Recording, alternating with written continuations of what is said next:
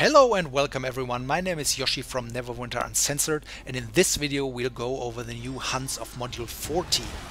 And before you turn off the video because you've seen enough of the Hunts RNG craziness in modules 12 and 13, just know that the system in Ravenloft works a little bit differently. Depending on what you didn't like about Hunts, module 14 might be able to change your mind. I doubt it's really going to develop into a fan favorite, but at least they improved a few key points. So first and foremost, if you don't know anything about Hunts in modules 12 and 13, some stuff in this video might be hard to understand. If you need to catch up, I've posted some links to explanations of the old Hunts in the description below. With that being said, let's look at the mod 14 version. What didn't change is that you still have to farm random mobs around the map to get the first tier of lures. The M14 lures are called wanted posters, but you do no longer need to farm specific mobs to get specific posters. It's all random now and all stronger mobs can drop them. And any mob with at least 6 health bars is considered a stronger mob. The posters directly drop into your inventory, so you can't really miss them. As you do your dailies and slay mobs, you will randomly receive those wanted posters. Which brings us to our first major change, because not only are the posters unbound, you can also list them on the auction house. So this was a major request from the players. The devs always stated they liked that some hunt items couldn't be sold through the auction house, that players had to interact socially to trade them, but in module 14 that's no longer the case.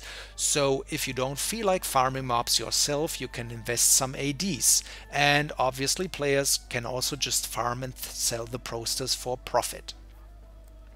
So that's for the first tier of lures / wanted posters. The ones for 2-star and 3-star hunts drop from 1 stars, just like in Chult. However, once again it's completely random. There is no longer a pyramid to climb, you'll just receive random posters, and there are actually multiple 3-star hunts this time. The hunts themselves also work completely different. They are instanced now, and you can choose to enhance the difficulty for additional rewards. What you do is you visit Madame Eva in their Vistani camp and pick the hunt you want to do. Every hunt rewards Seals of the Braves, campaign currency, and additional chances of one of the rare hunt items, a wanted poster from the next tier, or refining points. Then you can also choose to play up to 3 cards from your Taroka deck, and each adds additional challenge and additional rewards. We'll go over the Taroka deck and all the cards in a different video, but this is kinda cool, because what you can really do this way is do less hunts but make them count, right? Play strong cards, get strong rewards, and this also finally makes hunts a real social feature, because the Taroka cards might make it necessary to bring a full group, and in contrast to Chult, all members of the group have individual chances of getting wanted posters. So it's no longer just tag along for campaign currency.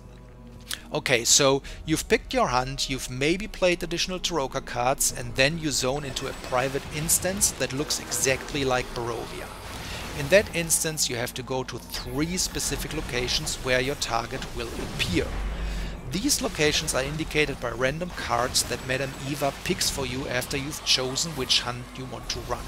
There are 13 different locations and each card matches one location.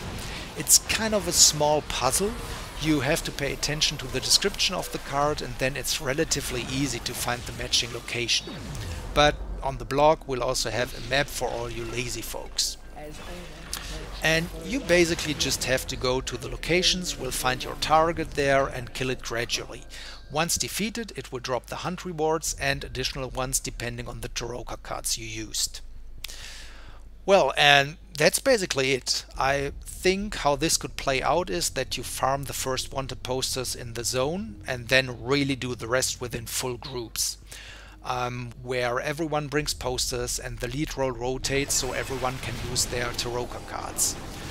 And so overall I assume this is going to be more of a group activity and not as much solo farming mobs for lures for hours and hours like it was the case in Chult.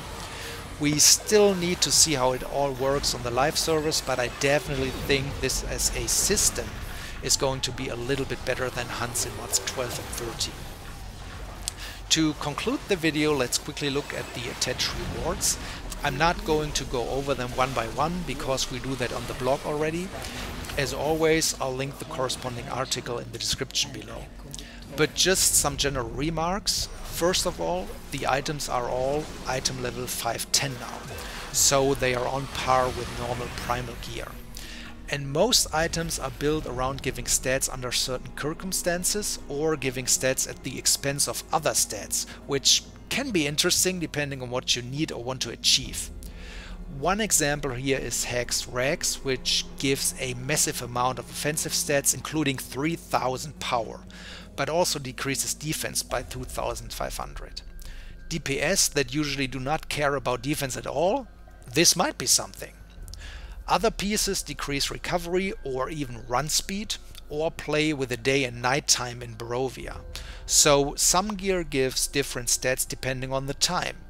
I'm not as much of a fan here because I want my stats to be reliable.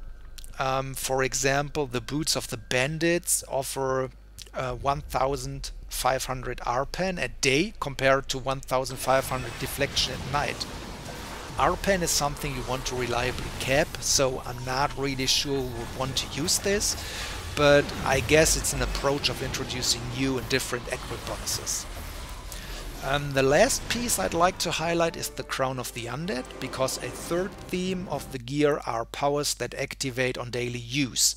And from those, the Crown is probably the most interesting one because it has that 10% debuff. Other items add stuns or other crowd controls, which I guess could be interesting for player versus player combat, but I don't really see great use in PvE here.